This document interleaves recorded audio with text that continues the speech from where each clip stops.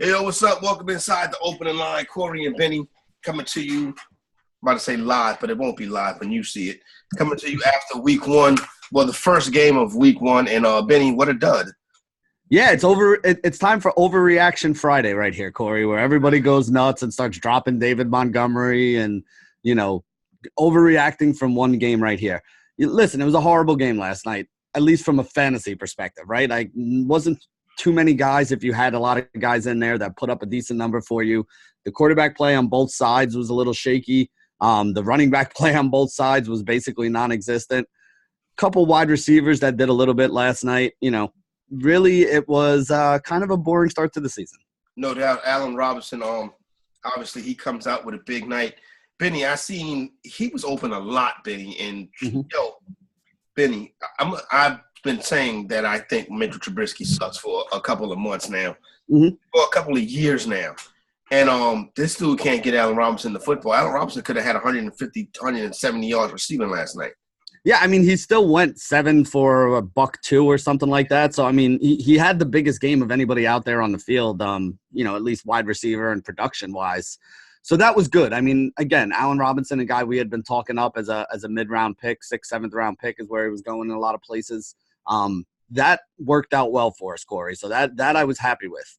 There were a couple other guys, though, who we were pretty high on, one of them being our boy Geronimo Allison, that I'm going to stand here and say to you guys, I was wrong. MVS is the number 2. Geronimo Allison played less than 40% of snaps. I don't even think he saw a target yesterday. I think the ball in the back of the end zone that Jimmy Graham caught was meant for Geronimo Allison. Well, honestly, that one catch actually would have been nice because he didn't do anything else for it. So touchdown, Benny. Yeah.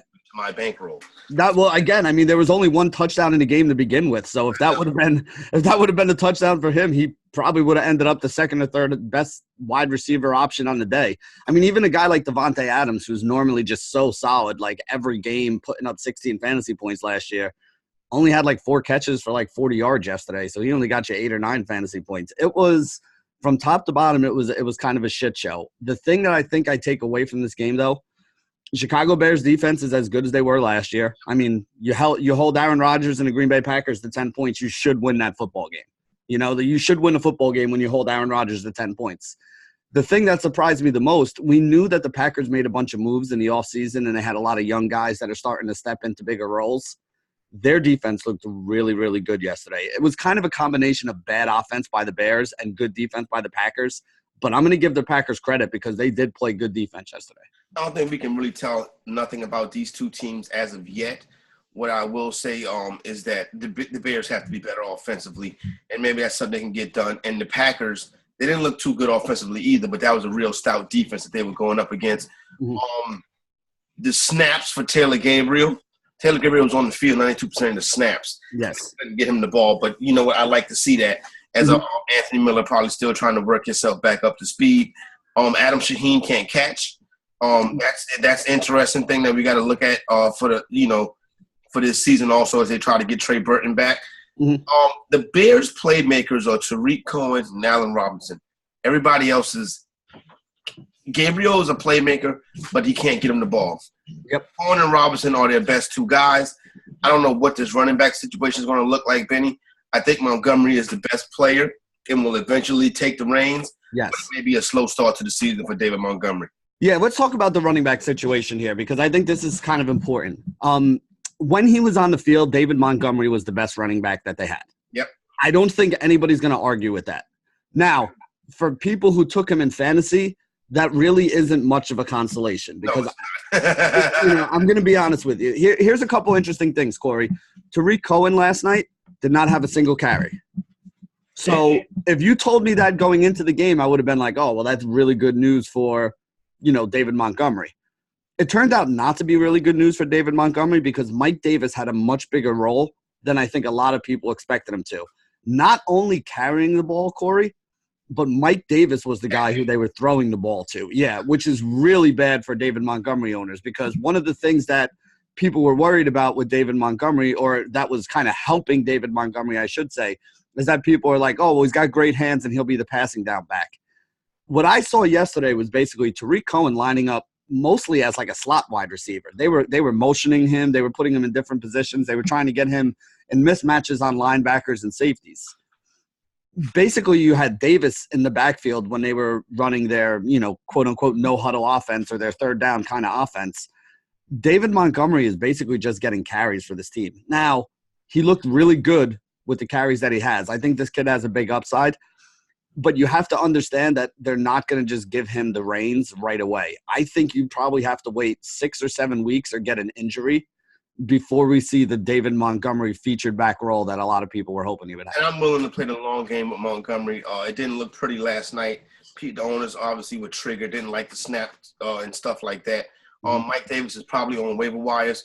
$1 on him this week may not be a bad idea depending on what your running back situation is. When you look at the other side, Aaron Jones, they want to run the football. We know the bad games from Geronimo and Devontae. Pretty excited if you're an MVS owner, which I have a couple spots. You got to be pretty excited what you saw. Yeah, the MVS to me is the guy who came away. MVS owners should be the guys who came away the happiest yesterday because he's the clear number 2 wide receiver on that team. They used him downfield. They threw the long pass to him at the one point. They tried to get him some other targets in space.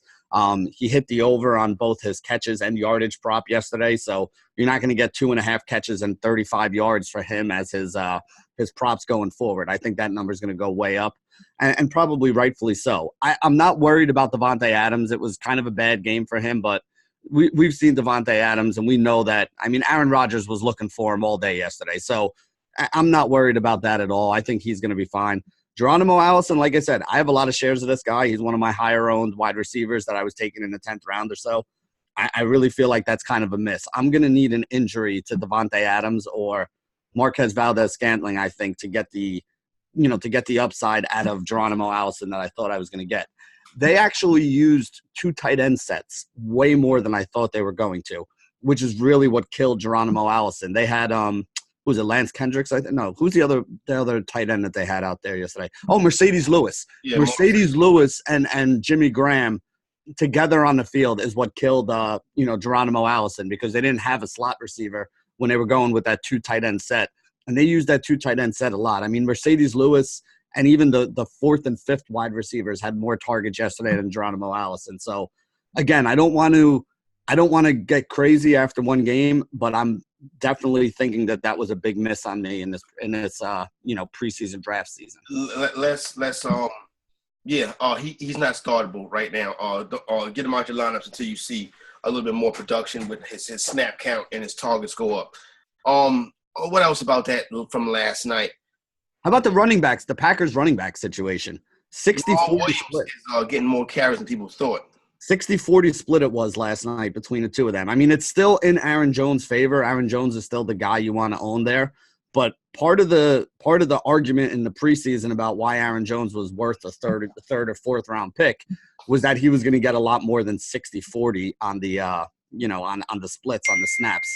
At a 60-40 split snap, I don't know, man. He's not as interesting to me, and he's not somebody that I would have been happy with if I had a lot of – I think I have 1 or 2 shares, not a lot, so I'm not going to get crazy about it. But I really don't think that Aaron Jones is going to have as big a year as some people had kind of predicted him to. No, I would agree with you on that one. I'm going to reserve judgment on Aaron Jones. I think he's the better back. I want to see them – the Bears have a great defense. I want to see them against a team that has an average defense. And then I think we're really going to look at what they very well could be. I'm sitting up here, Benny. I'm looking for some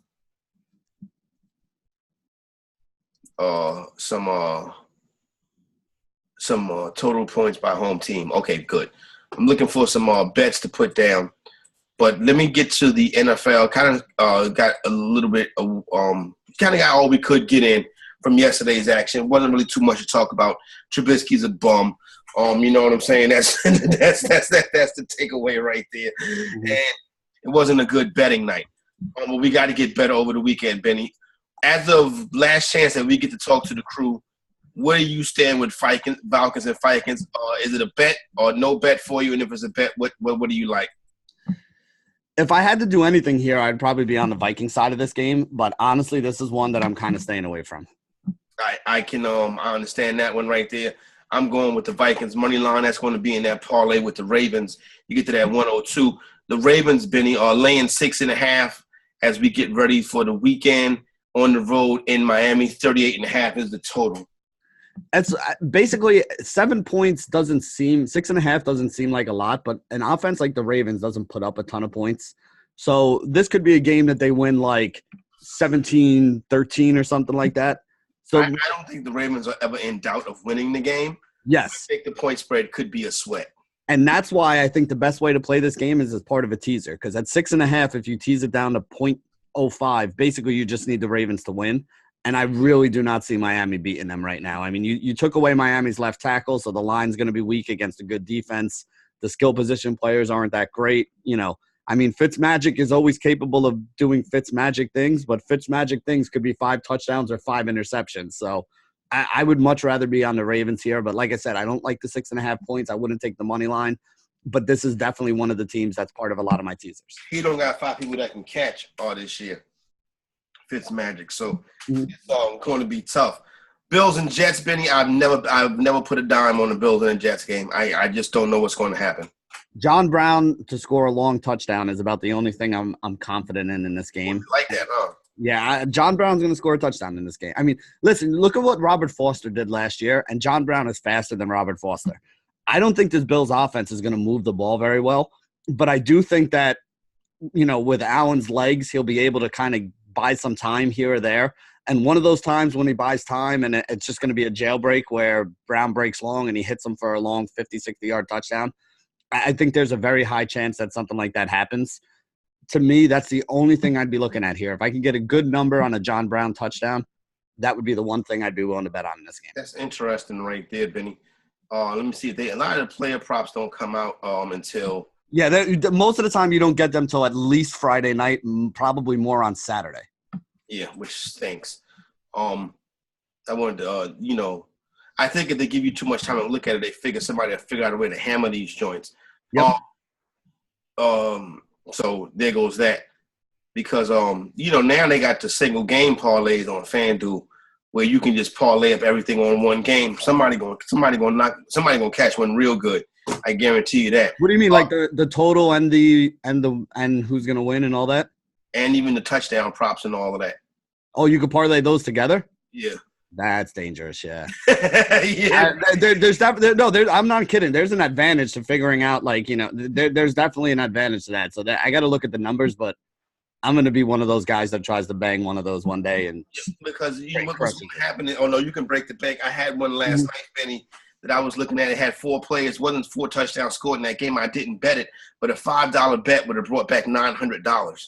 Yeah, there's going to be one of those games that turns into a shootout where it's like 45-38 or something like that, and everybody's going to get a touchdown, and you're going to have like 4 of those guys at plus 300, plus 400 find the end zone.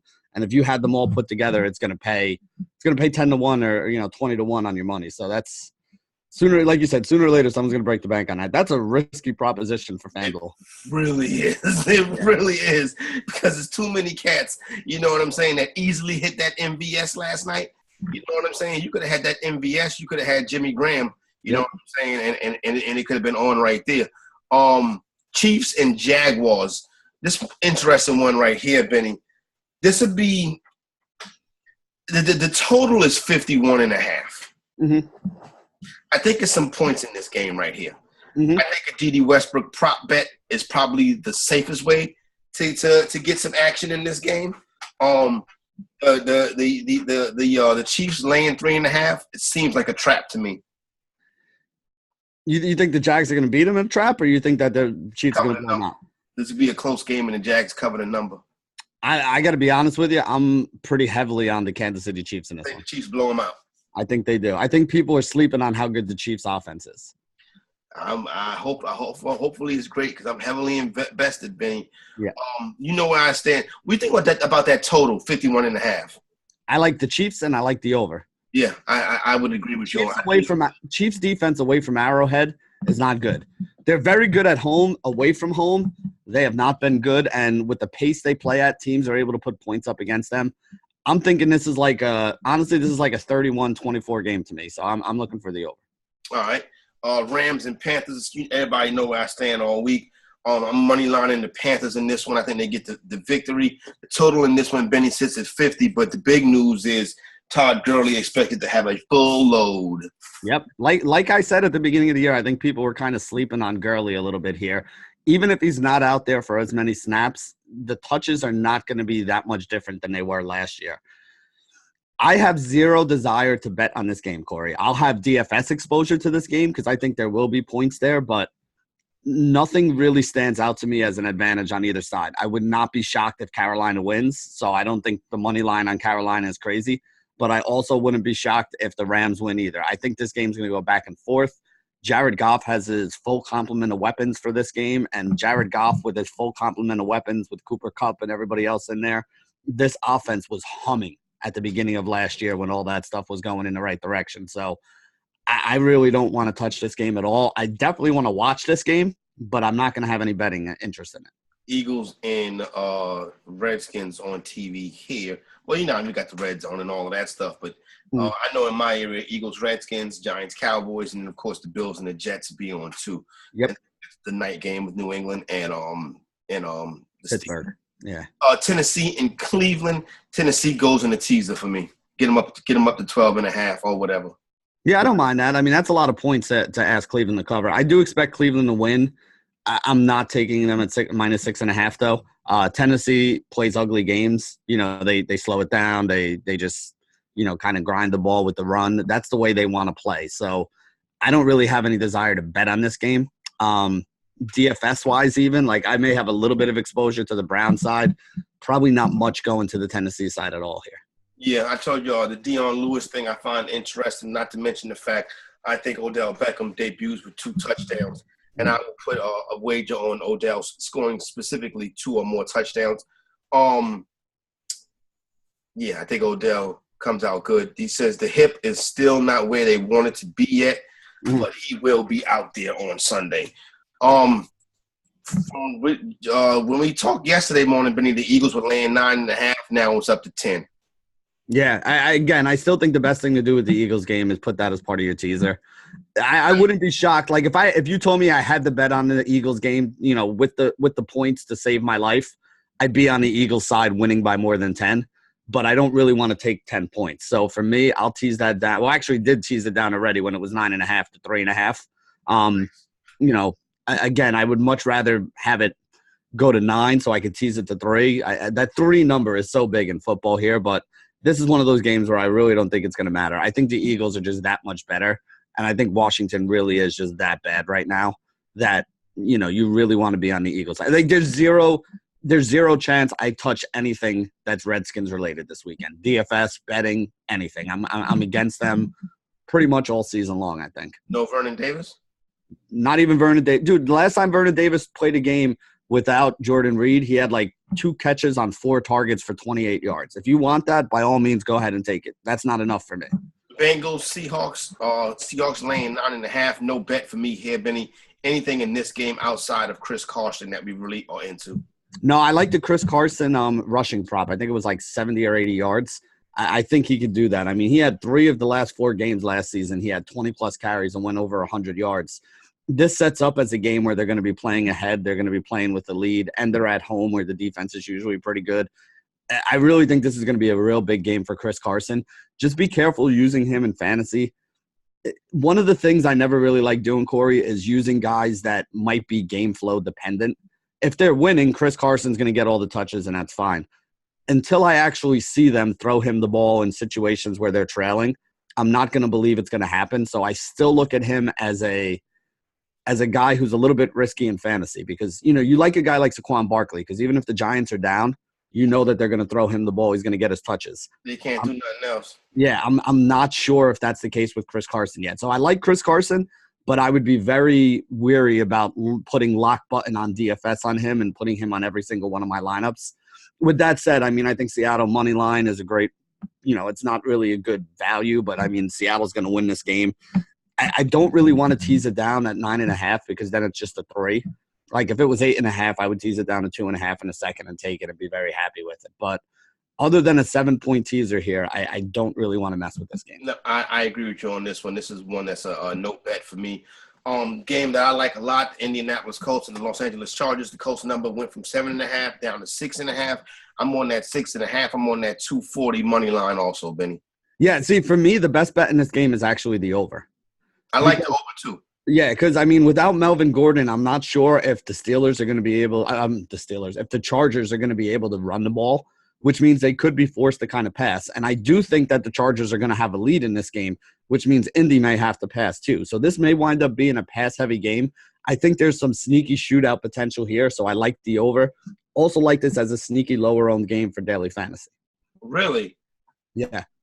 Well, you get Jacoby Brissett at 4,400, right? On DraftKings, because he was basically a backup quarterback when they announced the numbers. So if you take him and then you pick, like maybe Eric Ebron, who gets his touchdown or so, Ebron's only like 4,100. T.Y. Hilton would be the only guy you'd have to pay up for here. And then you go on the other side and you take this is a game that actually sets up really well for Keenan Allen. He's a little expensive. I don't know if I want him, and he's more of like a floor play than a ceiling play because, again, the PPR stuff, he's better on DraftKings.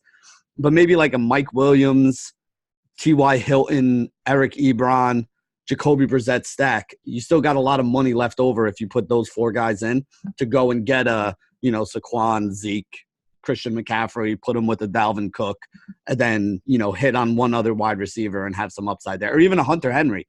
Hunter Henry at $3,900 in this game on DraftKings is really cheap too. So I think there's a lot of pass catchers in this game that make some sense. This might even be a spot, Corey, that I put in a Millie Maker lineup where I double tight end, because not a lot of people will go double tight end, but Ebron at 4,100 catches a touchdown, 4 or 5 passes for 50 yards. Hunter Henry at 3,900 gets a touchdown, 4 or 5 passes for 59 yards. You got two guys right there that went 4 or 5x their value. So this is a game that I definitely am going to have some exposure to, and I really like both tight ends in this game. There you go. Lions and Cardinals. A lot of points. A lot of points going to be scored here. I love the Lions side of this game. I honestly think, don't get me wrong, I think the Cardinals offense is going to be pretty good. But when you really take a step back and look at the Cardinals offense, outside of David Johnson, who else on this offense has ever done anything at the NFL level? Well, Larry Fitzgerald, but he's older than I am. Yeah, he's older than I am at this point. So at best, you're going to get Larry Fitzgerald catching a bunch of passes in the slot against a small slot cornerback who's going to be going up against them. But, people are all over Christian Kirk. I haven't seen Christian Kirk really do anything that makes me think this guy's a stud. He's got a rookie quarterback throwing to him, which is never a good thing. We talked about the fact that they're going to be playing really fast, which, yeah, that could be good if you have a really efficient offense that's moving the ball. But if you're playing really fast and your offense is not moving the ball, you're just basically tired defense. Yeah, you're going to have a tired defense, and you're just going to be giving the ball back to the other team and giving them a chance to score points. So, for me, I like the Lions more than I like anything in this game. The Lions side of this game for DFS, the Lions side of this game for betting, that's where I really want to be in this game. Interesting to see what Kerryon Johnson's total number comes out as rushing yards.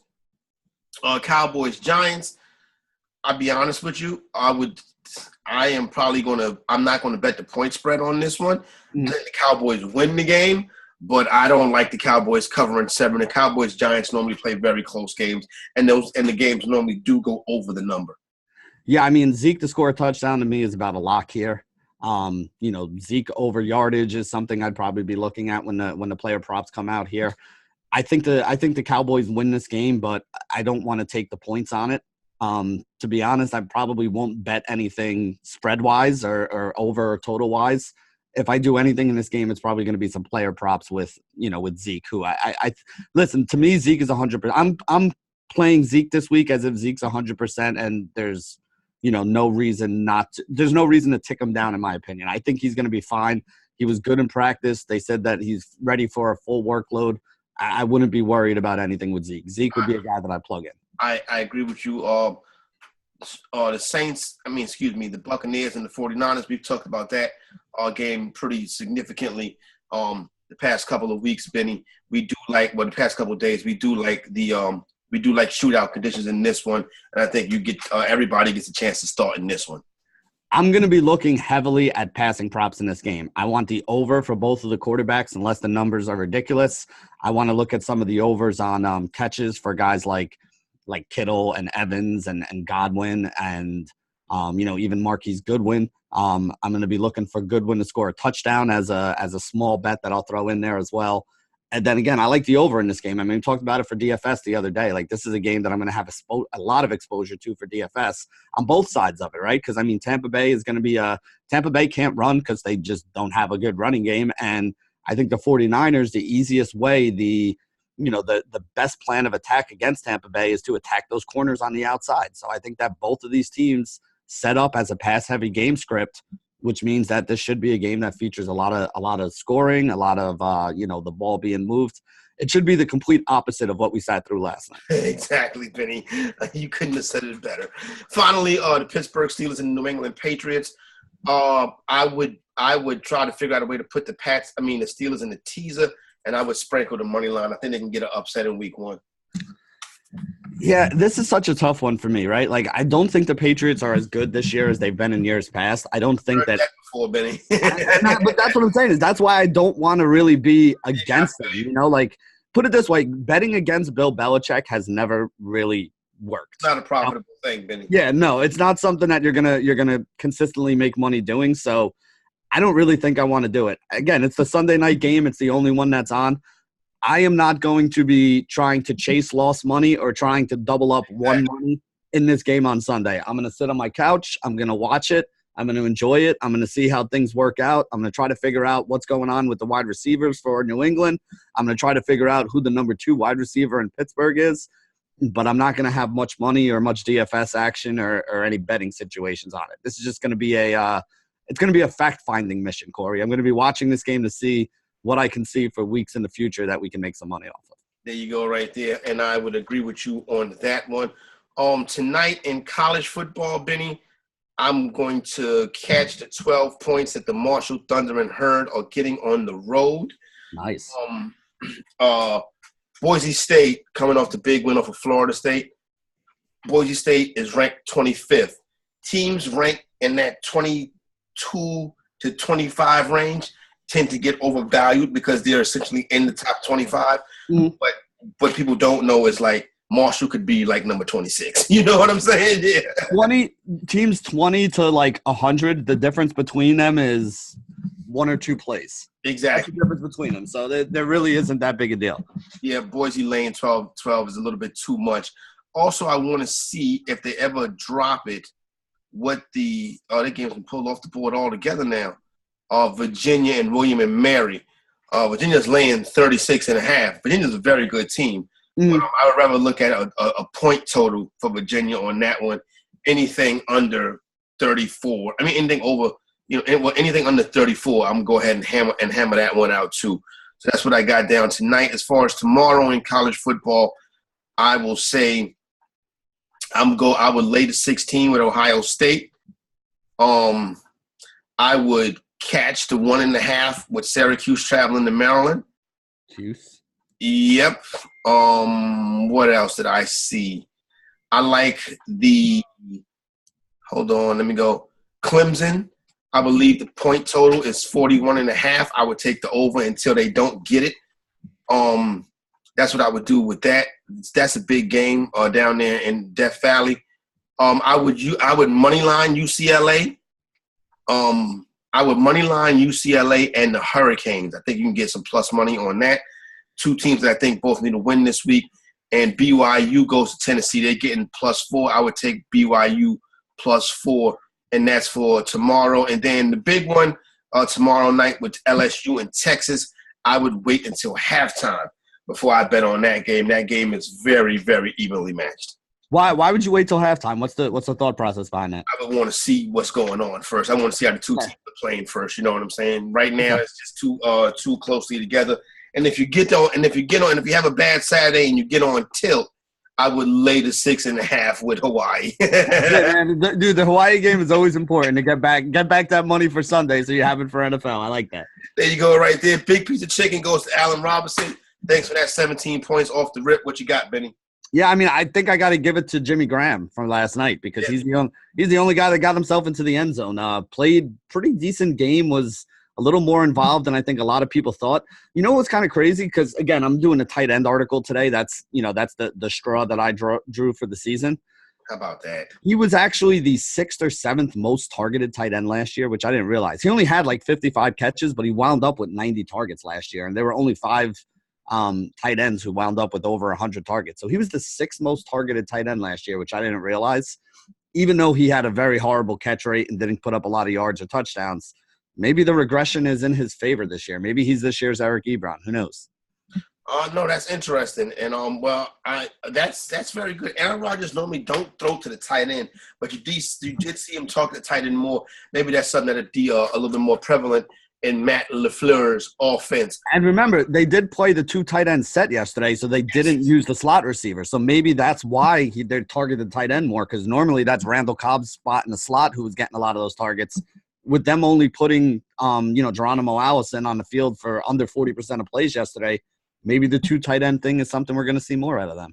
There you go right there for my main man, Benny. It's Corey Parson, the fantasy exec. Opening line. Have a good weekend. We're out.